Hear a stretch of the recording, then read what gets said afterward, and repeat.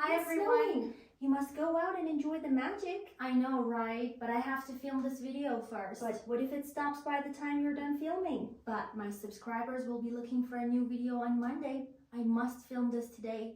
This might be your last chance. Oh, stop it. Okay. Hi everyone! Welcome to another episode of Grammar Lessons. Today's lesson is about must versus have to. Must is a modal verb, which means it has only one form for all types of subjects. I, you, she, he, it, we, you, they, or any name, must, and the verb after must is always in its base form. The negative form is subject, must not, base form. In general, all modals use the base form of the verb, and you can use not to make them negative. If you need a lesson on auxiliary verbs and modal auxiliary verbs, you can watch this one right here, which is also linked in the description. So here's the general formula. Somebody must do something. Somebody must not do something. Have to, on the other hand, is a main verb, which means it has different forms in different tenses and different forms for different subjects in the simple present and present perfect tenses. And the negative form is auxiliary plus not have to, because have to is a main verb. Whenever you want to make it negative or use it in questions, there is an auxiliary involved. Must and have to express strong obligation or urgent necessity in both spoken and written English. Must and have to are both used in the present and future tenses, but a form of have to is used in other tenses. For example, in the simple past tense, you can't use must. You need to use had to. And to ask questions of obligation, you can only use have to. The traffic light can be a very good assistant in learning must and have to. Look at these examples. When the traffic light is red, you must stop, or you have to stop. The meanings are the same. And when the traffic light is green, you must go, or you have to go. Now, the doctor told him that he must reduce his red meat intake or he will be in grave danger. So it's urgent necessity. If he doesn't reduce his red meat intake, he will be sick. The doctor told him that he has to reduce his red meat intake or he will be in grave danger. Again, the meanings are the same. Some examples for questions of obligation. The student asks, "Do we have to turn in our homework tomorrow?" The teacher answers, "Yes, you do." As mentioned earlier, whenever you want to use have to in a question or in a negative sentence, there is an auxiliary involved. This question is in the simple present tense. The auxiliaries in the simple present tense are do and does. We. Do we have to? Yes, you do. Do you have to stop when the traffic light turns red? Yes, you do. Does Megan have to wear those to work? No, she doesn't. She loves dressing smartly. So, does Megan have to wear? And no, she doesn't. So as these examples show, the verb used after have to is always in its base form. Must and have to have the same meaning when they're used affirmatively, but their negative uses are completely different.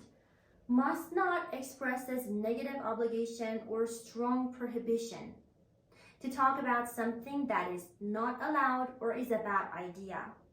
And it is only used in the present and future.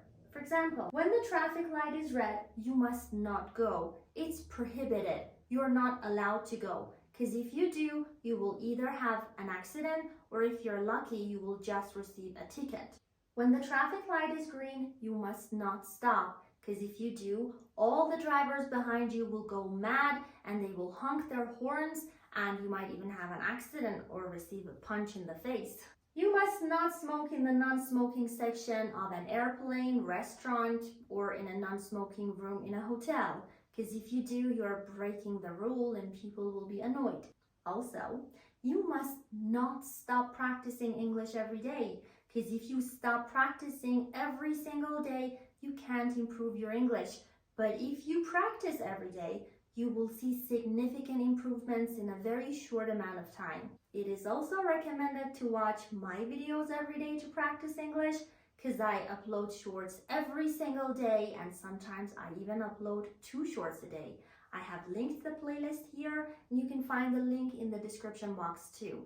I share some really useful tips on grammar, pronunciation, vocabulary, common mistakes, and I think you will enjoy them. I told you that you cannot use must in the past tense. So to talk about past negative obligation, you can use not allowed. For example, we weren't allowed to wear jeans in my high school, and it really sucked. Not have to is completely different from must not. This one expresses no obligation at all, which means it's not necessary to do something. But if you want to do it, it's fine. Nothing will go wrong if you do it or if you don't. And not have to can be used in any tense. A gift doesn't have to be expensive to be cherished. So true. It's not necessary for a gift to be expensive in order to become precious to someone. Sometimes the smallest gifts can make people super happy and they turn into the most valuable belongings of theirs. I don't have to get up early on weekends because I don't work on weekends, but if I do get up early on weekends, it's fine. It's my choice. You don't have to read lots of books to learn grammar. You can watch my videos and learn English very easily. Ellie didn't have to stay up late. She had the possibility to finish the report the next day, so it was not necessary for her to stay up late. If you're wondering what kind of structure could have finished is, you can watch this video. Okay, so that's all about must and have to and how similar and different they can be. I mentioned that have to has different forms in different tenses. Let's see what those forms are. In the simple present tense, I, you, we, they have to plus base form. She, he, it has to plus base form. So it has different forms for different subjects in the simple present tense. For example, I have to edit this video by Sunday because it'll go live on Monday. She has to work hard to pay her bills. And here's the negative forms of have to in the simple present tense. I, you, we, they do not or don't have to plus base form. She, he, it does not or doesn't have to plus base form. So what's the difference between the contracted and the full version of auxiliaries? There is no difference in meaning. But the thing is, the contracted versions, the shortened versions, are more informal, and you can't use them in academic writings, as in the IELTS or TOEFL test or any other language proficiency test. So we don't have to wear masks anymore, thank heavens. The pandemic was, I don't even want to remind you of the pandemic. Forget about it. The janitor doesn't have to organize the shelves. Have to in the present perfect tense is have had to for I, you, we, they, and has had to for she, he, it. For example, they've had to update their website. Have had to update. So you see, no matter what tense have to is in, the verb used after it is always in the base form. The teacher has had to change the exam paper because someone found the previous one and shared it with the class. How cheeky. And the negative form is I, you, we, they have not or haven't had to plus base form. She, he, it has not or hasn't had to plus base form. For example, I haven't had to clean the place once since I've hired a cleaning lady. Have to changes to had to in the simple past tense, and you can use it with any type of subject. And as mentioned earlier, it is also the past form of must. I must do something today. I had to do it yesterday. I had to wear the most hideous uniform to school. Ugh, it cringes me to the last bone when I remember it. And the negative form is subject did not or didn't have to plus base form. For example, it was announced at some point that we didn't have to wash bags of potato chips and stuff during the pandemic. We didn't have to, but we did. I did. Oh my goodness. Have to in the future tense. Subject will have to plus base form. So it has the same form for all kinds of subjects. If you don't take your medicine, you will have to be hospitalized. And the negative form is subject will not or won't have to, base form. We won't have to go to work tomorrow because they're doing some construction work in the building. Now, you may have noticed that I didn't talk about some tenses, and that's because have to is not used in those tenses. And last but not least, a pronunciation note. Have to is pronounced like have to, have to. I have to do something. You have to do something. Has to is pronounced like has to, has to. She has to go there. She has to be careful. It has to be him. And sometimes you don't even hear the in have to and has to. Do I have to go there? You see, I said, do I have to? No, her. Does she really have to do it? No, her. She has to be there. She has to be there.